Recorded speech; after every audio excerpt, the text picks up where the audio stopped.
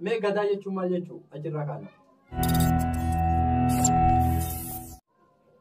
Gadaadhaaf hiika tokko kennuuf hin danda'amu. Uummanni maaf jaalata kitaaba keessan? Maali wanta adda isa godhu kitaabilee biraarraa?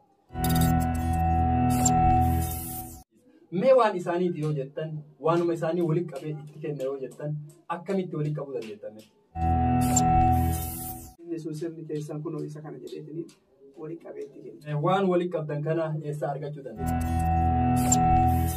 Kitaabilee keessan keessaa wanti amantaalee Oromoon amantaalee hedduu qabdi. Amantaalee Oromoo qeequ yookaan amantatti bu'u jira. Sirni gadaa bulchiinsa siin jedheera. Sirni gadaa sirna hawaamaati yookaan fi sirna wallaalaati jedhamtu jira. Mee uummata akkanaatiif deebii akkamii kennita? Ka dhiiga namaatii miti dhiigni bineensaa yoo jige dhiiga san gumaa isaa baasu malee hin dhiifne sirna kanaan sirna hawaamaati jedhu namni sun Oromoo miti.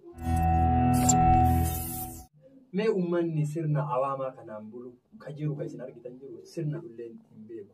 Oromoon sirna gadaatti yoo deebi'e maaltu jijjiirama akkamitti dhufu?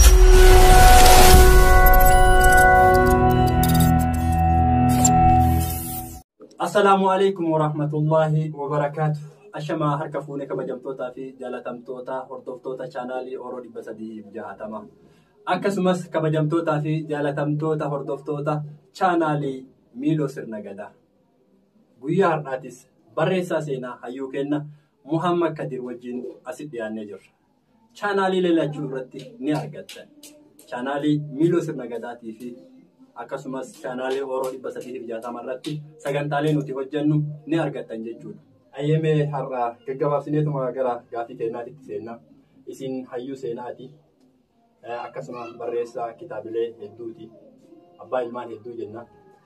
Mee gadaa jechuun maal jechuu achirraa kaana? Gadaa jechuun gadaan gaaddisa. Gadaan gaaddisaa, gadaan dhalootaa, gadaan yeroo uumatii, gadaan bishaan yaa'u, gadaan waa mara jedhan.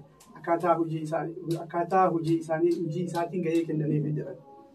Kanaaf gadaan hooda qaba, hoodni qooda qaba, qoodni sirna qaba, sirni seera qaba, seerri jilba qaba. Jilbi murtii qaba, murtiin haqa qabdi, haqqi abbaa qabdi jedhan.